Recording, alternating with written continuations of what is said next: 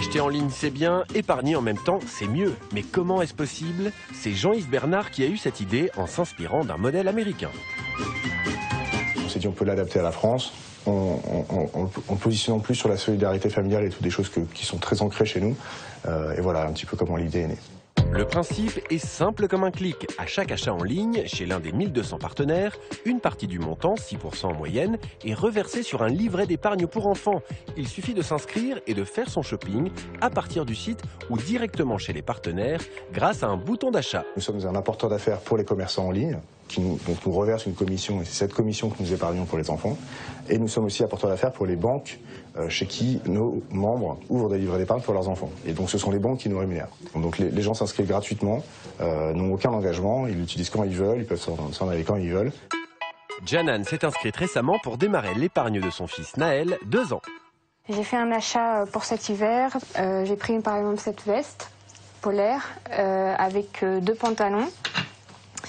Et le tout m'a rapporté un remboursement de 10 €. 10 € par 10 €, Janan espère cumuler pour Naël un premier capital qui pourrait atteindre 15 000 € d'ici ses 18 ans, selon le nombre d'achats et d'acheteurs. Un capital dont il devra bien sûr faire bon usage. Idéalement, c'est pour l'aider à commencer dans la vie. Tout ce qui est frais d'inscription plus tard s'il veut poursuivre des études à l'université.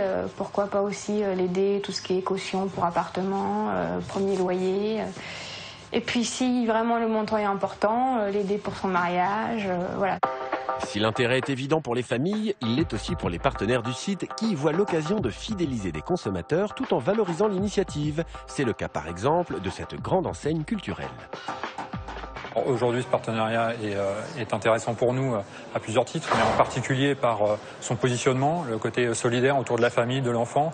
C'est des valeurs qu'on partage avec notre enseigne. On a aussi la possibilité de mettre en avant les produits de l'univers de la famille, tels que la puériculture, les jeux jouets, la maison, le design. Des jeux ou des jouets par-ci, des billets d'avion, des produits de beauté ou des chaussures par-là, le site a choisi une multitude de partenaires, ce qui permet à tous les adultes qui le souhaitent, des grands-parents aux parrains et marraines, de participer au capital de l'enfant inscrit ou comment faire de la famille le premier des réseaux sociaux. Merci d'avoir suivi cette émission. Vous en retrouverez les informations pratiques sur notre site internet. La semaine prochaine, à l'approche des vacances de la Toussaint, nous ferons un petit comparatif entre le train et l'avion pour voir quel mode de transport est le plus intéressant. Au revoir. Oui. Qu'est-ce que c'est? Ah, qu'est-ce que c'est maintenant?